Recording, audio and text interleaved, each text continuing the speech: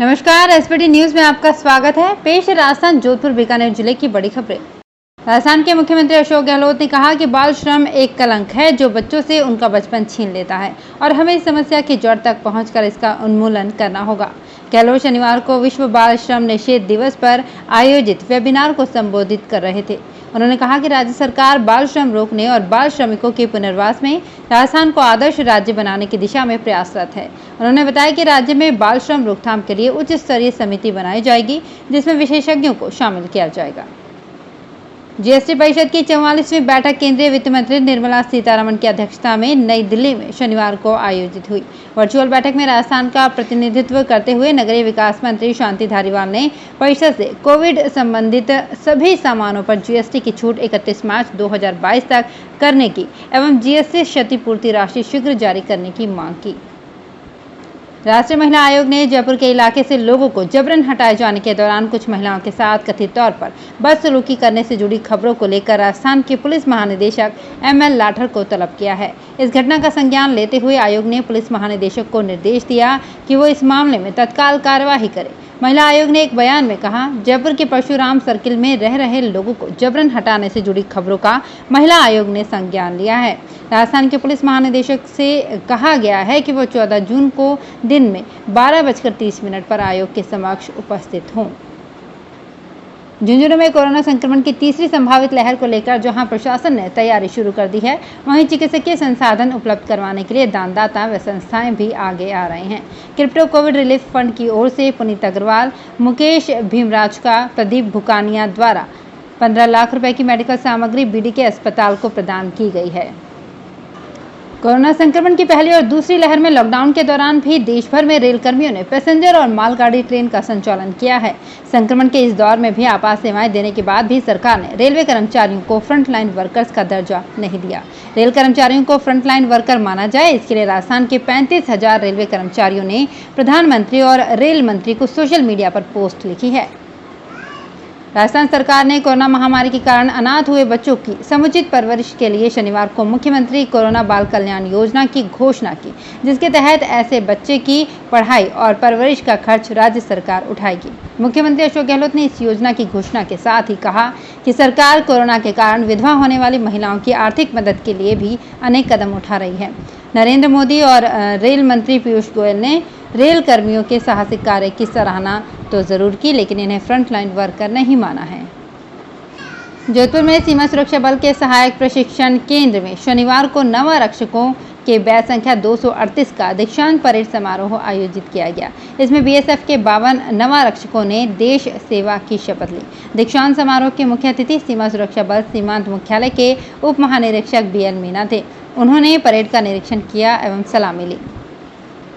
बीकानेर के शरण नथानिया गोचर सार्वजनिक भू संपदा में पर्यावरणीय विकास, मरुस्थलीय वनस्पति संवर्धन और चारागाह विकास के सारे काम एक साथ शुरू होंगे।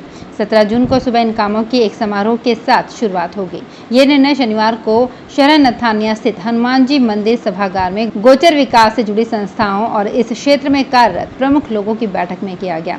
बैठक की अध्यक्षता पूर्व मंत्री देवी सिंह भाटी ने की। बैठक में निर्णय किया गया कि शहर से सटी गोचर पर पिल्लर लगवाकर दीवार बनाने का काम 17 जून से शुरू किया जाएगा। पहले चरण में करीब 3 किलोमीटर दीवार बनेगी। जोधपुर संभाग के सीमावर्ती जैसलमेर जिले के पोखरण उपखंड के उजला गांव में एक ही परिवार के 15 लोगों की फूड पॉइजनिंग से तबीयत बिगड़ गई। एक साथ पूरे परिवार की तबीयत गड़बड़ाने के बाद पड़ोस के लोग सभी को लेकर पोखरण अस्पताल पहुंचे। फिलहाल सभी की हालत में सुधार हो रहा है। बीकानेर में कोरोना धीरे धीरे कम होता जा रहा है। शनिवार सुबह की रिपोर्ट में महज 14 पॉजिटिव केस आए हैं, जबकि शाम की रिपोर्ट में 8 नए केस आए। ऐसे में दिन भर में महज 22 पॉजिटिव केस आने से राहत की सांस ली जा सकती है। अंतर्राष्ट्रीय योग दिवस समारोह समिति के तत्वाधान में राष्ट्रीय स्तर पर 15 से 21 जून तक योग दिवस मनाया जाएगा। इसमें ऑनलाइन अभ्यास सत्रों का आयोजन होगा, जिसमें विषय विशेषज्ञ अपने विचार रखेंगे। समिति के समन्वयक गजेंद्र सिंह परिहार, मीडिया प्रभारी प्रियंका झाबक और विद्या भारती के महेंद्र दवे ने बताया कि समारोह के दौरान 17 जून को देश के प्रधानमंत्री नरेंद्र मोदी के योग गुरु डॉक्टर नागेंद्र हजारों लोगों से ऑनलाइन रूबरू होकर योग के महत्व बताएंगे। पिछले कुछ दिनों गर्मी के बीच मौसम विभाग ने बीकानेर संभाग में शनिवार को हल्की बारिश और अंधड़ की चेतावनी दी है। पिछले कुछ दिनों से समूचे राजस्थान में बीकानेर संभाग ही सबसे ज्यादा गर्म रहा।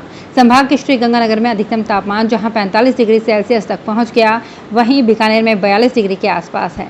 जून के दूसरे सप्ताह में बीकानेर शहर में ही पारा 45 तक पहुंचता है, लेकिन इस बार कुछ राहत है। एक्शन एड जयपुर और जय भीम विकास शिक्षण संस्थान द्वारा शेरगढ़ एवं लोहावट विधानसभा क्षेत्र के प्रत्येक जन स्वास्थ्य केंद्रों एवं सामुदायिक स्वास्थ्य केंद्रों को 50 oximeter, 8 thermal scanner, 20 digital thermometer, 1000 mask एवं 250 फेस शील्ड का वितरण किया जा रहा है। इस सामग्री की पैकिंग शनिवार को जिला कलेक्टर के माध्यम से चिकित्सा विभाग के अधिकारियों को सुपुर्द की गई। बीकानेर नगर निगम की अनदेखी के चलते शहर के कई नाले जर्जर स्थिति में हैं। नालों की दीवारें टूटकर नालों में समा रही हैं। नालों के आसपास की जमीनें धंस रही हैं, जो बारिश के दौरान नालों के आसपास मकानों, बिजली पोल, ट्रांसफार्मर आदि के लिए नुकसानदायक साबित हो सकती है। संबंधित पार्षद बार बार निगम में नालों की सुध लेने के लिए गुहार लगा रहे हैं। बीकानेर के जामसर थाना क्षेत्र में शनिवार दोपहर सड़क पर दौड़ रही एक कार में अचानक आग लग गई। इस वक्त कार में 4 सवारी थी, जिन्होंने जैसे तैसे अपनी जान बचाई। आग लगने के कुछ ही देर में कार का ब्रेक भी फेल हो गया। इस पर चालक ने समझदारी दिखाते हुए कार को सड़क से नीचे उतार दिया, जहां मिट्टी में फंसने से कार रुक गई। इसी वक्त चारों सवारी बाहर निकल आई। दरअसल एक बाइक सवार ने कार से धुआं निकलता हुआ देख लिया था, उसी ने कार चालक को सावधान किया। जामसर के पुलिसकर्मी बंशीलाल ने बताया कि हम मौके पर पहुंचे तब तक 90% कार जल चुकी थी। ये मामला पूगल थाने का है। तो फिलहाल इस बुलेटिन में इतना ही, फिर हाजिर होंगे कुछ और बड़ी खबरों के साथ। एसबीटी न्यूज के और भी वीडियोस को देखने के लिए हमारे चैनल को सब्सक्राइब करें और नोटिफिकेशन पाने के लिए बेल आइकन को प्रेस करें।